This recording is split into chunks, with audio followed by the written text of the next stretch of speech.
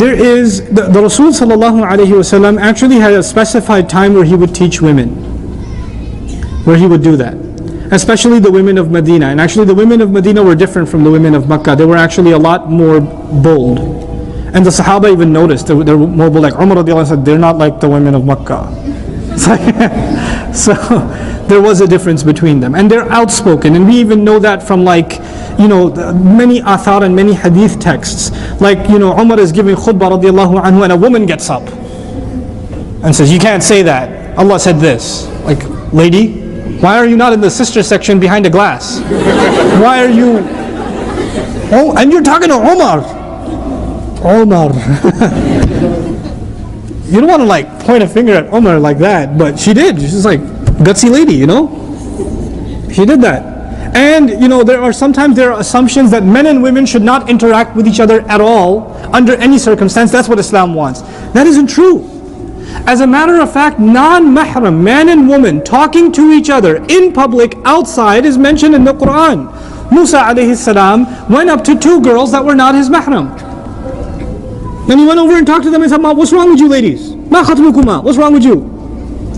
And they said, well, we can't feed our animals until the whole flock is done. They had a conversation.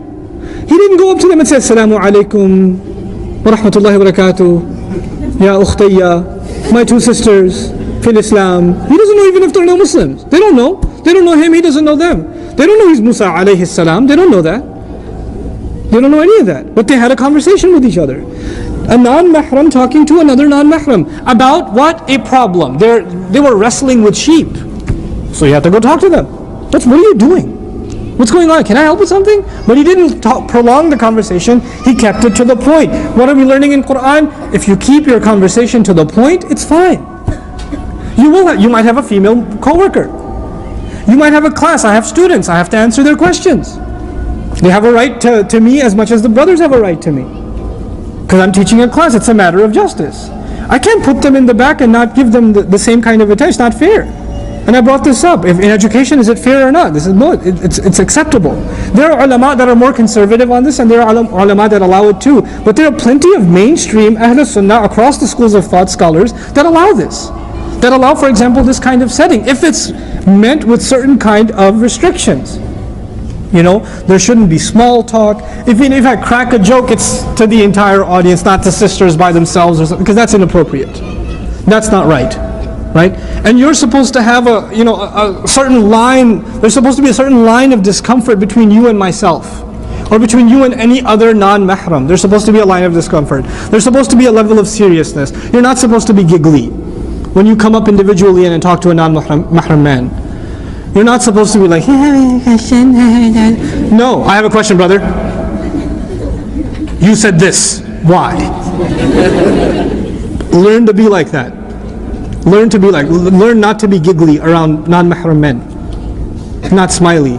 Jazakallahu khairan for so many things you're doing. No. Say that on your own. Don't come up and say it to me.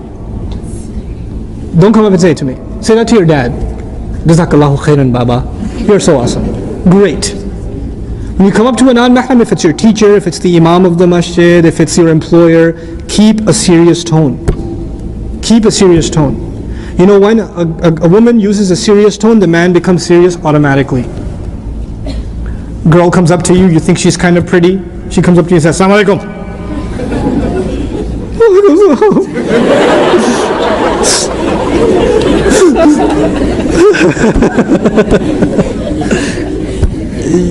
You're not going to get your play around now. It's done. It's over. But she comes up to you and says, Assalamu alaikum wa rahmatullahi wa barakatuh. No good. No good for you. Then you'll be like, oh, wa alaikum salam. That's bad for you. So you have to keep a stern voice. And these rules, I'm kind of alluding to them, so the Nur already covers them. These rules are already there. You have to keep a stern voice. You have to keep your eyes low. As low as it doesn't mean you don't look away like, brother, I have a question. Like you don't do that either. But you don't stare at the person.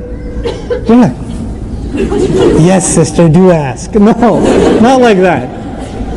Not like that. يَغُضُّ مِنْ أَبْصَارِهِمْ يَغْضُضْنَ مِنْ أَبْصَارِهِمْ. That's normal. It's not like over the top, but the idea is to keep yourself low. Don't stare. you know. Make just enough eye contact to get your point across, and that's it. That's all. You don't need more than that, you know. So these certain things, they are the guidelines by which public settings make it okay. Now when